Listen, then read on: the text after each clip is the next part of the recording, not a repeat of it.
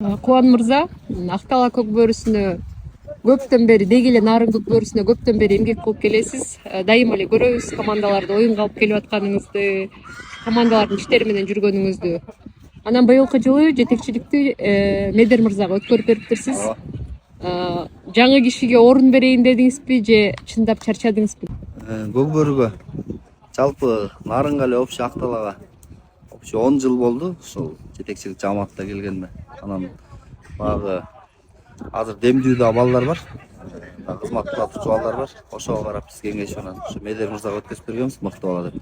Жакшы, азыр жакшы иштеп атат. Сонун Кудай берсе. Медер мырзанын жаңы дем, жаңы күч менен ишке киришкени кадимкидей байкалды бизге дагы. Жакшы, сонун иштеп атат. Чыны менен сонун иштеп атат. Үйүбүздө чыдап кой иштеп атат. Жакшы. Анан мынакей бүгүнкү оюнда Актала жеңил узасын тартып калды. Мындай айтканда ийри эсепте. Кандай катачылыктарды байкадыңыз? Дагы да мындай аттарды күчтөп алып келүүгө мүмкүнчүлүк эч болбодубу?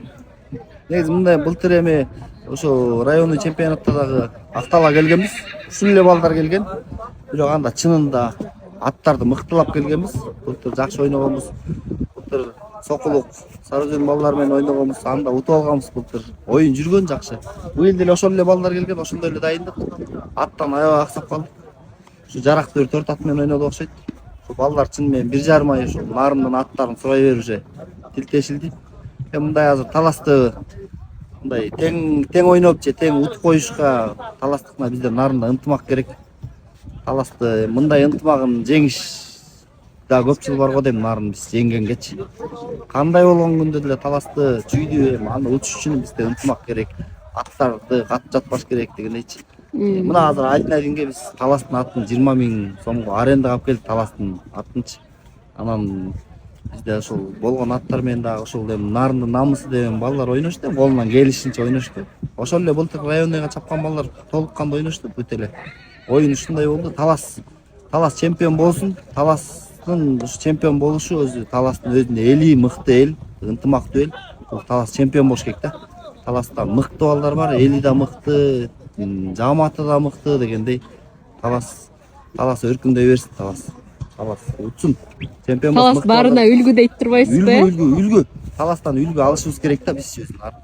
Мыкты Талас утсун.